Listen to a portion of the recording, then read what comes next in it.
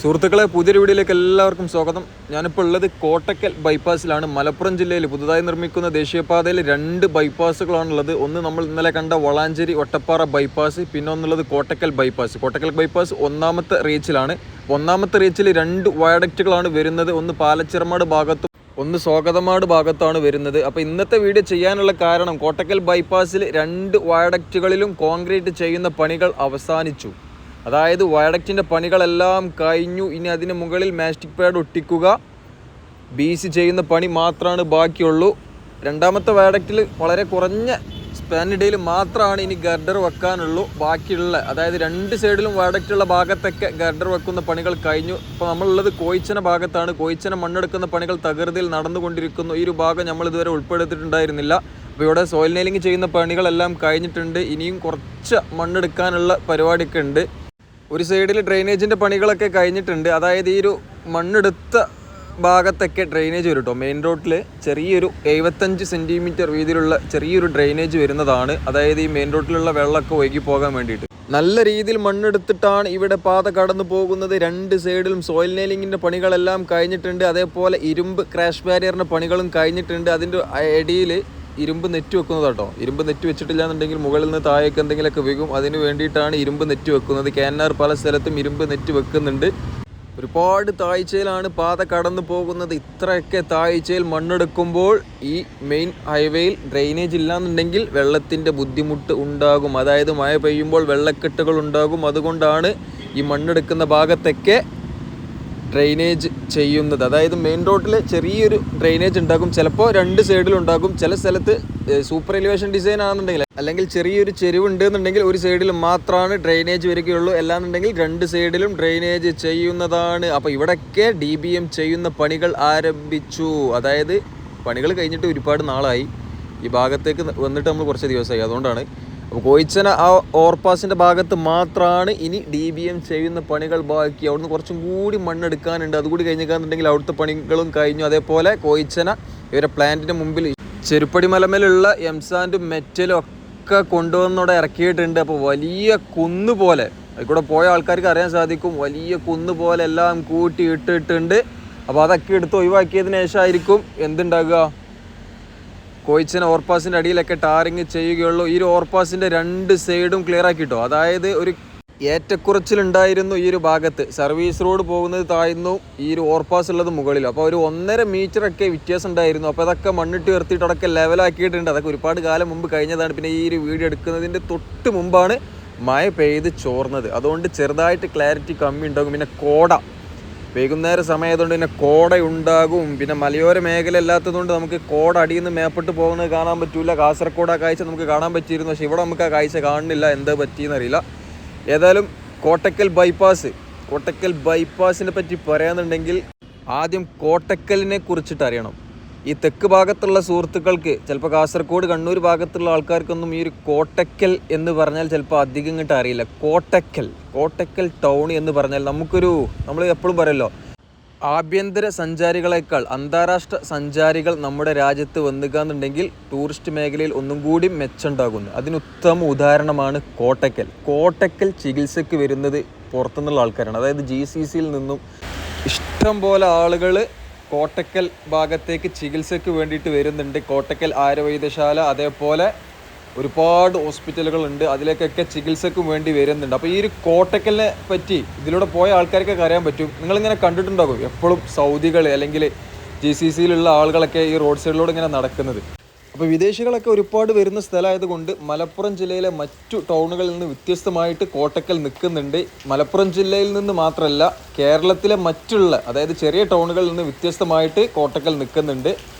അത് കോട്ടക്കൽ വന്ന ആൾക്കാർക്ക് അറിയാൻ പറ്റും. കാരണം അങ്ങനത്തെ ഒരു സ്ഥലമാണ് കോട്ടക്കൽ.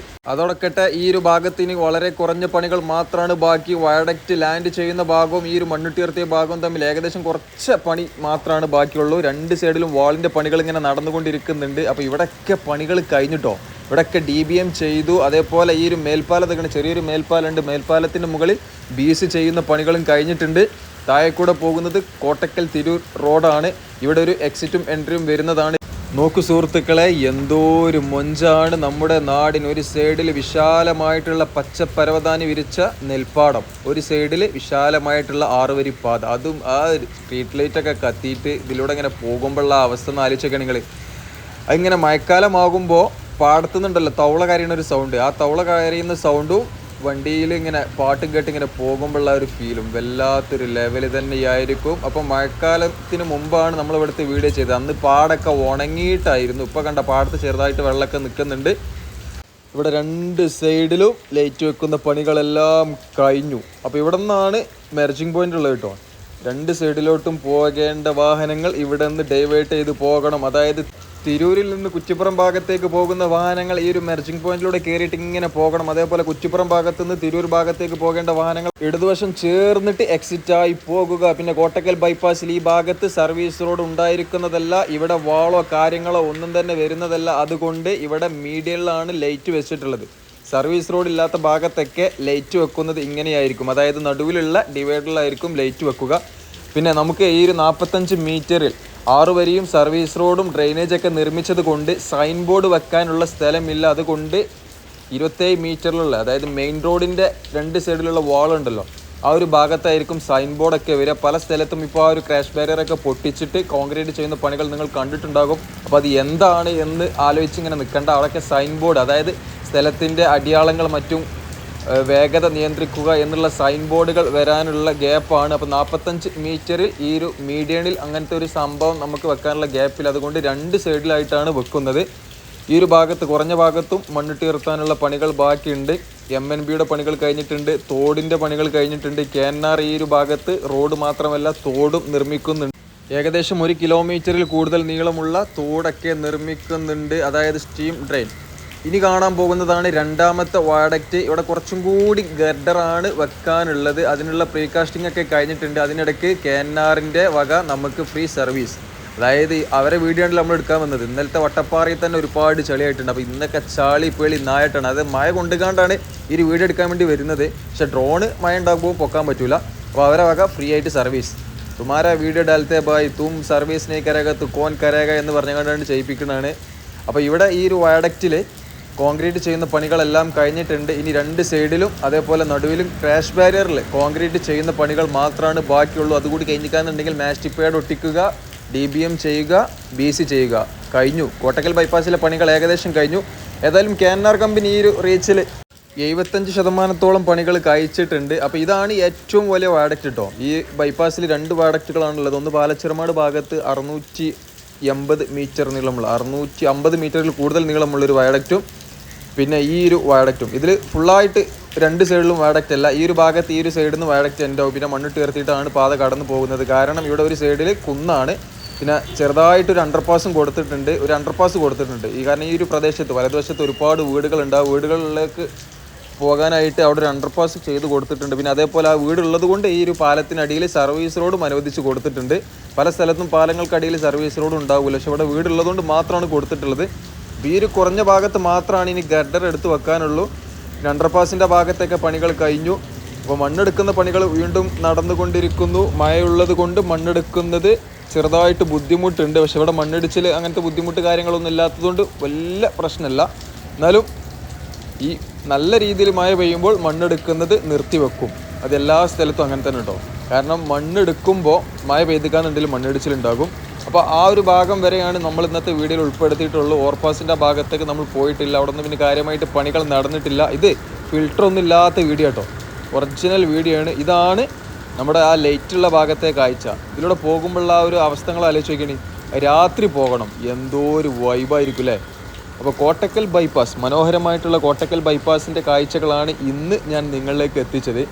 ഏകദേശം ഒരു 45 ദിവസം മുമ്പാണ് നമ്മൾ ഇവിടുത്തെ വീഡിയോ ചെയ്തത്. വയഡക്റ്റിൻ്റെ പണികൾ കഴിഞ്ഞു എന്നറിഞ്ഞപ്പോഴാണ് നമ്മൾ ഇവിടുത്തെ വീഡിയോ എടുക്കാൻ വേണ്ടി വന്നത്. ഏതായാലും മനോഹരമായിട്ടുള്ള കാഴ്ചകൾ കാണാൻ പറ്റി. ഏത് ഡ്രോണുമായിട്ട് ചിത്രീകരിക്കുമ്പോൾ മനോഹരമായിട്ടുള്ള കാഴ്ചകൾ കാണാൻ പറ്റി. ഇതിലൂടെ സഞ്ചരിക്കുമ്പോൾ ഈ പുറത്തുള്ള പച്ചപ്പും കാര്യങ്ങളൊന്നും കാണാൻ പറ്റില്ല. ലോറിയിലും ബസ്സിലൊക്കെ പോകുമ്പം കാണാൻ പറ്റും. ഏതായാലും ഈ ഒരു ഡ്രോൺ ഉപയോഗിച്ച് ചിത്രീകരിക്കുന്നതുകൊണ്ട് ഇത്രയും പച്ചപ്പും മനോഹരമായിട്ടുള്ള കാഴ്ചകളൊക്കെ നിങ്ങളിലേക്ക് എത്തിക്കാൻ പറ്റുന്നുണ്ട്. അപ്പോൾ ഏതായാലും ബൈപ്പാസിൽ വയഡക്റ്റിൻ്റെ പണികളൊക്കെ നല്ല വേഗത്തിലാണ് നടന്നുകൊണ്ടിരിക്കുന്നത്. വയഡക്റ്റിൻ്റെ പണികൾ കഴിഞ്ഞിക്കാൻ ഏകദേശം പണികൾ തീർന്നു. കാരണം ബാക്കിയുള്ള സ്ഥലത്ത് ഈ മണ്ണുട്ടിയർത്തുള്ള ഭാഗത്തൊക്കെ പെട്ടെന്ന് തീർക്കുക, അതായത് ഒരു മാസം കൊണ്ട് അവിടുത്തെ പണികൾ ഫുള്ള് തീർക്കുക. അപ്പോൾ ഇതാണ് ഈ റിസ്ക് ഉള്ള പണി കഴിഞ്ഞിട്ടുണ്ടെങ്കിൽ ഈ ബൈപ്പാസിലെ പണികളെല്ലാം കഴിഞ്ഞു. അപ്പോൾ സുഹൃത്തുക്കളെ, വീഡിയോ ഞാനിവിടെ വെച്ച് നിർത്തുകയാണ്. ചെറിയൊരു വീഡിയോ ആണ്. നിങ്ങൾക്ക് ഇഷ്ടപ്പെട്ട് കാണുന്നുണ്ടെങ്കിൽ ലൈക്ക് അടിച്ചേക്കേണ്ടി, ചാനൽ സബ്സ്ക്രൈബ് ചെയ്യാത്തവരൊക്കെ സബ്സ്ക്രൈബ് ചെയ്യുക. ഇപ്പോൾ പെയ്ത മഴ ഫുള്ള് അതൊക്കെ കൊണ്ടുകണ്ട് വീട്ടിലെത്തിയതിനു ശേഷമാണ് ഞാൻ ഈ വോയിസ് കൊടുക്കുന്നത്. അപ്പോൾ ചെറിയൊരു ബുദ്ധിമുട്ട് ചിലപ്പോൾ നിങ്ങൾക്ക് അനുഭവപ്പെട്ടേക്കാം. അപ്പോൾ ഏതായാലും മറ്റൊരു വീഡിയോയുമായിട്ട് വീണ്ടും കാണാം. Thanks for watching. X vibes you again. Bye bye.